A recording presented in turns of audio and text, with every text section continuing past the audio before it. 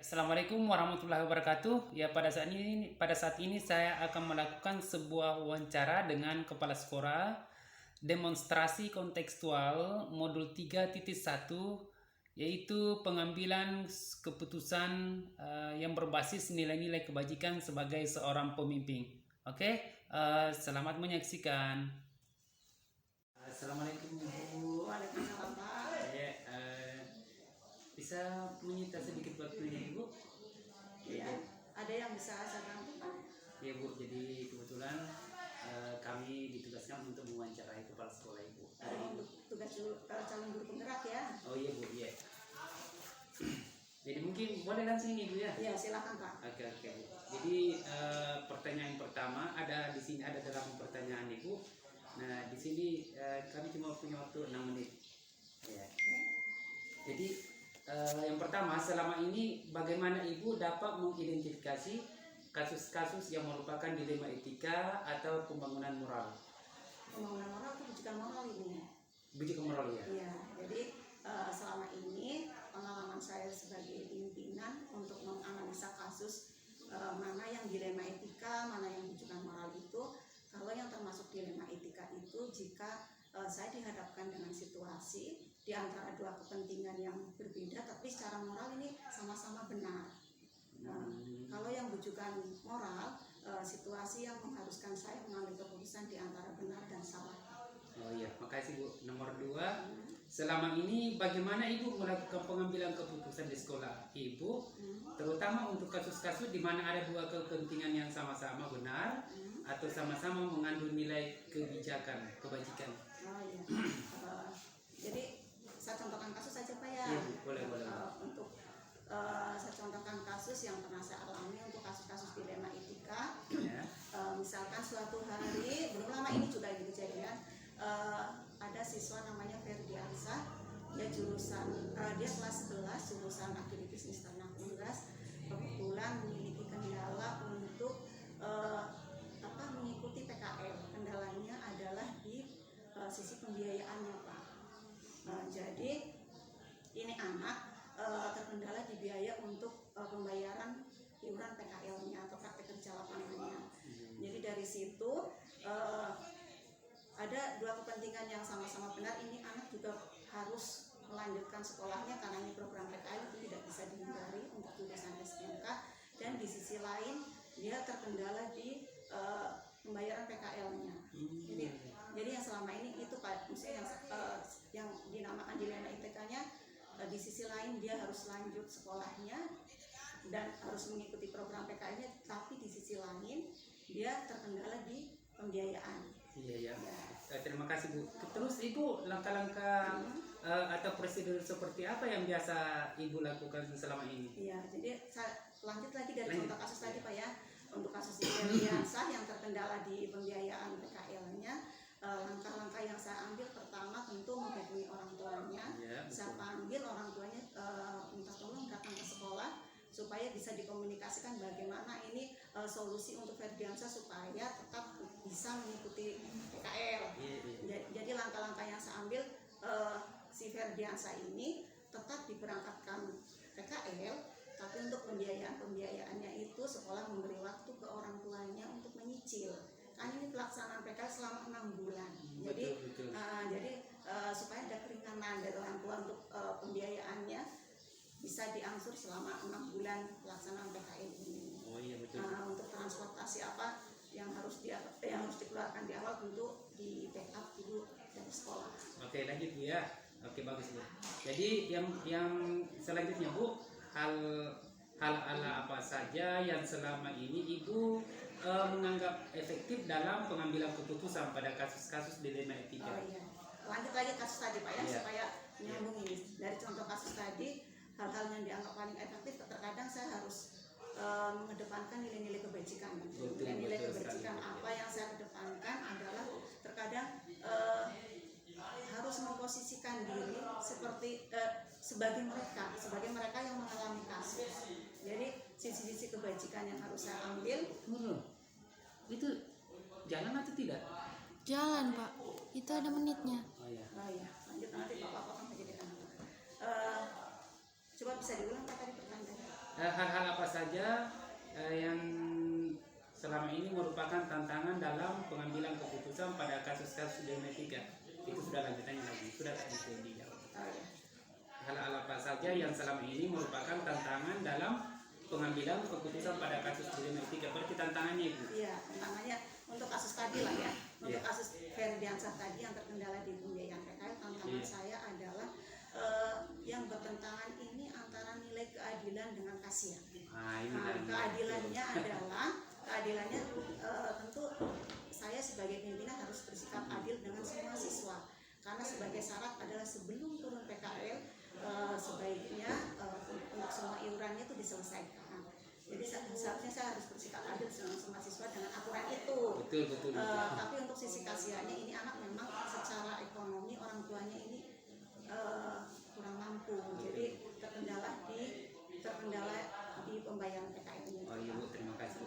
Jadi selanjutnya Ibu, apakah Ibu memiliki sebuah tata cara atau jadwal tertentu dalam sebuah penyelesaian masalah etika? Apakah Anda Ibu langsung menyelesaikan di tempat atau memiliki sebuah waktu jadwal untuk menyelesaikannya? Bentuk atau prosedur seperti apa yang Ibu jalankan seperti itu? Kalau Pakai jadwal. ya kalau kasus yang kemarin tidak terlalu jadwal yang mengikat sih, hanya Ya, prosedur-prosedurnya saja. Misalkan di hari keberangkatan anak ini PKL, tapi ini anak belum ada, otomatis saya harus menghubungi orang tuanya, terus menjadwalkan dengan orang tuanya itu kapan bisa bertemu, karena orang tuanya tentu ada kesibukannya kan, mungkin Iya, besoknya betul. atau besoknya lagi, dan terus setelah ketemu dengan orang tuanya kita bicarakan sama-sama juga dengan anaknya, setelah didapat solusi sudah langsung saya selesaikan. Oke, makasih Bu. Ibu, adakah seseorang atau faktor-faktor apa yang selama ini mempermudah atau membantu Ibu dalam mengambil keputusan dalam kasus dilema etika ini? Untuk kasus yang Ferdiansah ini Pak, kebetulan dua kepentingan yang secara sama-sama benar tapi tidak terlalu, maksudnya tidak ada imbas ke belakangnya itu yang berkaitan dengan mungkin hukum atau dan lain-lain. Jadi saya hanya selesaikan secara ini saja, secara psikologi saja, terus untuk menambah referensi saya supaya tidak salah.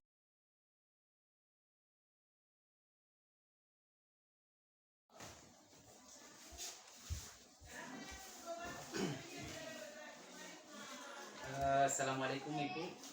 Waalaikumsalam. Ya, jadi mohon maaf ini mengganggu sedikit waktunya Bu ya. Jadi kebetulan hari ini saya disuruh untuk mewawancarai kepala sekolah. Ya, jadi kebetulan saya ingat Ibu di sini ada di Al-Harad. Ya, jadi saya ada di sini 8 poin yang saya akan tanyakan sama Ibu. Waktunya 6 menit. Ya. Yang pertama Ibu, selama ini bagaimana Ibu dapat mengidentifikasi kasus-kasus yang merupakan dilema etika? Ya, jadi kita untuk menangani kasus-kasus yang terjadi di madrasah ini ada beberapa komponen yang harus dilalui. Yang pertama itu dari BP, kemudian dari wali kelas dulu, baru ke kesiswaan, wakil kesiswaan, baru ke BP. Nah, di BP ini yang akan mengidentifikasi masalah-masalah etika yang terjadi di madrasah ini, sehingga dari BK ini yang akan memberikan solusi terhadap kasus-kasus yang sudah yang terjadi. Ya, Bu, terima kasih Bu. Yang kedua, selama ini bagaimana Ibu melakukan pengambilan keputusan di sekolah Ibu, terutama untuk kasus-kasus di mana ada dua kepentingan yang sama benar atau sama-sama mengandung nilai kebijakan. Jadi di sini Ibu bisa menceritakan satu contoh kasus yang sama-sama benar. Di satu sisi mungkin anak ini harus lanjut sekolah, kalau itu contohnya. Kemudian di satu sisi dia harus tetap menjalankan disiplin di sekolah ini. Jadi kalau seperti itu, kalau saya ada yang pernah terjadi. Kasus yang artinya menyangkut masa depan daripada siswa tersebut kan.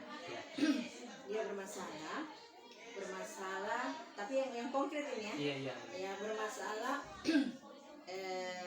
anaknya baik, tidak buat apa, maksudnya untuk etikanya itu dianggap baik, Ya, betul. ya karena dia tidak merusak, tidak apa toh dengan temannya. Iya. Cuman mungkin salah satu daripada masalah yang terjadi pada dirinya itu adalah tidak ikut ujian semester, Nah, itu. kemudian tidak masukkan tugas kepada guru, Betul. kemudian tidak ikut ulangan harian. Hmm. Nah, lalu sering juga tidak masuk Masuk kelas. masuk kelas.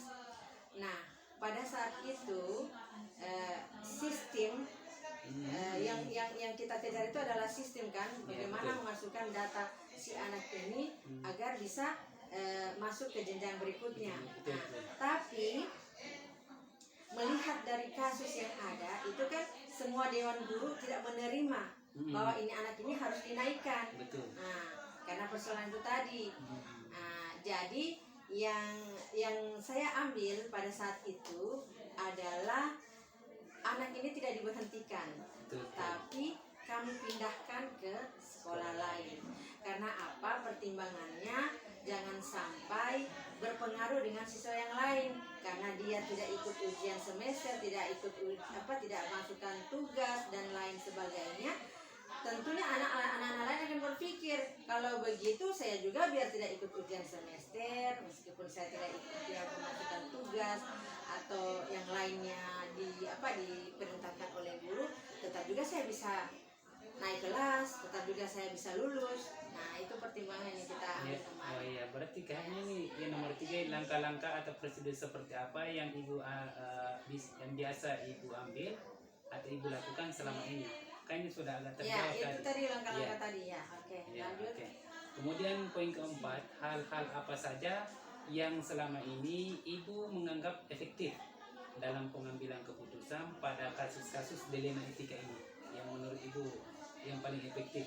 Hal-hal apa saja yang selama ini ibu menganggap efektif dalam pengambilan keputusan Ya, pada kasus itu dilema. tadi dari keputusan tapi saya kan mengambil keputusan itu tidak ambil keputusan sepihak, Betul. tapi selalu dengan musyawarah, Iya. kesepakatan dengan dewan guru. Nah, kesepakatan dari dewan guru itulah yang saya bawa ke kasus yang terjadi pada saat itu. Betul. Terima kasih, Bu. Kalau lanjut Bu, ya. Ya. Hal apa saja yang selama ini merupakan tantangan ini? Ini tantangan ibu ya yang ibu ambil dalam pengambilan keputusan pada kasus-kasus dilema etika ini. Itu tadi. Kadang orang tua tidak mau menerima Betul. anaknya, meskipun anaknya sering bolos, anaknya sering alpa, anaknya tidak ikut ujian, tidak ikut ulang, pokoknya tidak ada segala-gala apa yang diperintahkan oleh guru itu dia buat. Anaknya harus naik, harus lulus. Menuntut juga Bu, harus lulus, harus naik. Itu dari orang tua punya keinginan kan. Nah, ini yang menjadi kita punya Dilema etika. ya, Betul. dilema. Ya. Kemudian lanjut Bu, ya. Bagus Ibu. Jadi apakah ibu memiliki sebuah tata cara atau jadwal tertentu dalam penyelesaian masalah etika ini? Apakah ibu langsung menyelesaikan di tempat atau memiliki sebuah jadwal untuk menyelesaikannya? Bentuk atau prosedur seperti apa yang ibu jalankan? Iya, seperti dari awal tadi. Jadi saya sudah bagi semua tugas. Kalau masalah kasus itu kan harusnya dari wali kelas dulu yang tangani, kemudian ke kesiswaan baru ke Berarti tidak langsung ya Bu ya? tidak langsung saya, kecuali sudah memutuskan tindakan apa yang akan diambil yang fatal yang harus kita lakukan di sekolah ini, sehingga baru langsung kepada kepala madrasah. Betul Bu. Jadi dua lagi Bu. Jadi adakah seseorang atau faktor apa yang selama ini mempermudah atau membantu ibu dalam pengambilan keputusan dalam kasus-kasus dilema etika ini? Jadi saya ulang lagi ya. Adakah seseorang atau faktor-faktor apa yang selama ini mempermudah atau membantu ibu dalam pengambilan keputusan dalam kasus dilema etika ini? Kalau yang mempermudah itu, kalau menurut saya cuma dari kesepakatan rapat